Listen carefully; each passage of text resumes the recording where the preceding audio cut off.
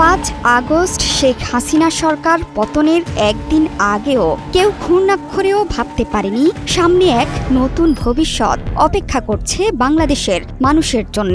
আগে বাংলাদেশিদের চিকিৎসার ক্ষেত্রে ভরসার একমাত্র জায়গা ছিল কলকাতা তথা ভারতের হাসপাতালগুলো, কিন্তু রাজনৈতিক পালাবদলের সাথে সাথে সম্পর্কের দিকও বদলে গেছে।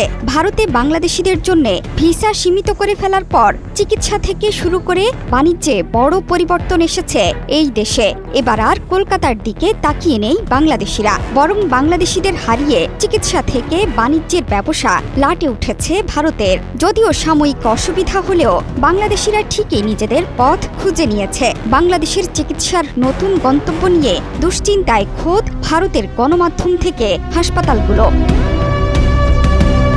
এবার কলকাতার বদলে চিকিৎসার পরবর্তী গন্তব্যে পা বাড়াচ্ছে বাংলাদেশিরা। কলকাতার বদলে চীনা ভিসার চাহিদা এবার বাড়বে বলেও শঙ্কিত ওপার বাংলা। সম্প্রতি পররাষ্ট্র উপদেষ্টা তৌহিদ হোসেনের চীন সফরকে ঘিরে বেড়েছে জল্পনা। এই সফরের পর অনেকেই বলছেন বাংলাদেশি নাগরিকদের উন্নত চিকিৎসার জন্য কলকাতার বিকল্প ব্যবস্থা হতে যাচ্ছে চীন।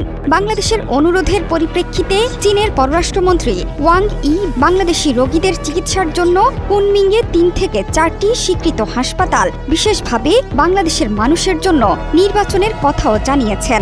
বাংলাদেশ চীন কূটনৈতিক সম্পর্কের 50 বছর পূর্তি উপলক্ষে শুভেচ্ছার নিদর্শন হিসেবে ঢাকায় বিশেষায়িত চীনা হাসপাতাল প্রতিষ্ঠায় বাংলাদেশের প্রস্তাবকেও স্বাগত জানান তিনি। এই খবর পেয়ে দুশ্চিন্তায় কলকাতার বেসরকারি হাসপাতাল কর্তৃপক্ষ, কারণ বছরের পর বছর ধরে বাংলাদেশের রোগীদের যাতায়াতে কলকাতার বেসরকারি হাসপাতালগুলোর রমরমা ব্যবসা চলছে। এইসব হাসপাতালকে কেন্দ্র করে সেখানে চালু হয়েছে সস্তার লজ, ট্রাভেল এজেন্সি, খাবারের দোকানও। বলা চলে সেখানে গড়ে উঠেছিল স্বাস্থ্য পর্যটন। বাংলাদেশিদের হারিয়ে এখন পথে বসার দশা এই স্বাস্থ্য পর্যটন সংশ্লিষ্টদের।